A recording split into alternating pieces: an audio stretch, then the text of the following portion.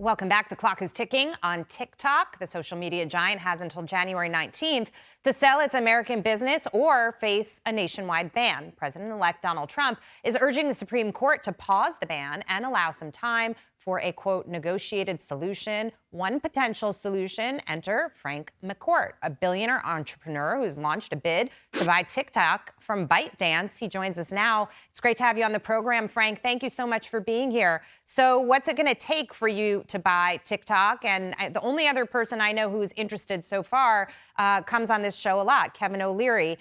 How are you working this? Yeah, well, we've put all of our ducks in a line. We're ready to buy the U.S. app, U.S. portion of TikTok, assuming that ByteDance sells it. And we're going to know the answer to that very, very quickly because the Supreme Court is hearing their case. It's their Hail Mary pass, which is not going to work, in my opinion. That hearing is on the 10th.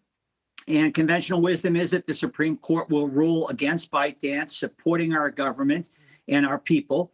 Because TikTok is a real national security threat. And then ByteDance is left with the option of shutting it down or selling it. And, we're standing by, ready to buy the U.S. TikTok without the algorithm, by the way, which China has said they'll never part with. Can you talk to us about that? Because you've said that you're not interested in the algorithm. Kevin O'Leary, someone, again, that Jackie mentioned that we talked to, he likes the app, frankly, for the algorithm. What is it about the app that you like, X algorithm?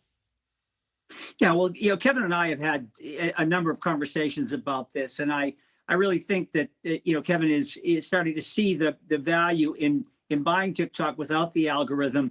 There will be an algorithm; it just won't be the Chinese algorithm, and the user base will own and control their data and their relationships. So you'll still have the benefit of big data. You'll have the benefit of algorithms, but it won't be a Chinese algorithm, and it won't be one that takes advantage of American citizens. Look, we've seen China hacks now, right? In October, it was the presidential campaigns. November, the telecoms. Last month, we learned about the Treasury Department.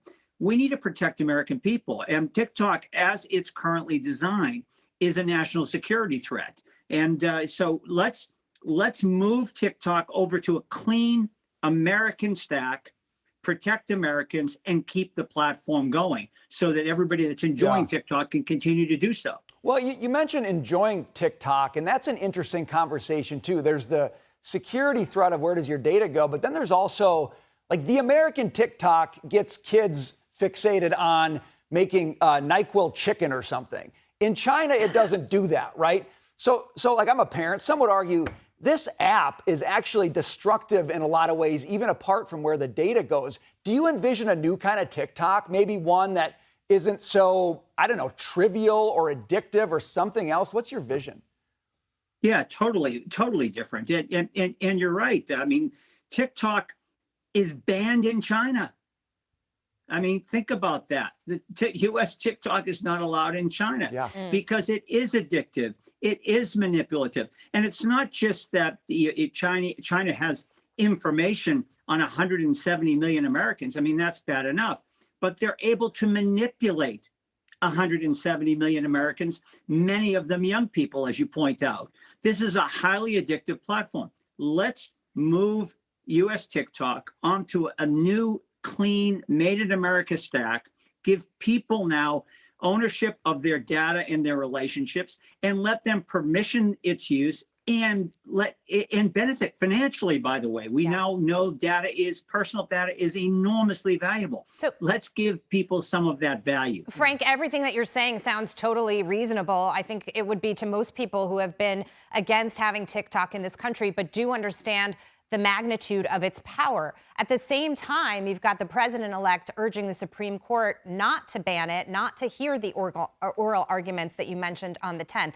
How does that factor in to your timeline? And have you been talking to the Trump administration at all? Because it sounds like the actual ban from the court is what you need for ByteDance to sell to you.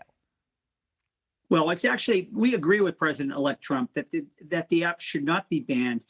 It should be divested. And that's where we come in. We have a solution for President-elect Trump so that we can keep the app going but without the national security threat and without the manipulation of American citizens and without the surveillance on American citizens. TikTok currently is spyware disguised as a business. We need to stop the spying on American citizens. And we need to move the user base over to a clean, made in America stack, no China backdoors. So I agree with President-elect Trump. And yes, we are going to be having conversations with him.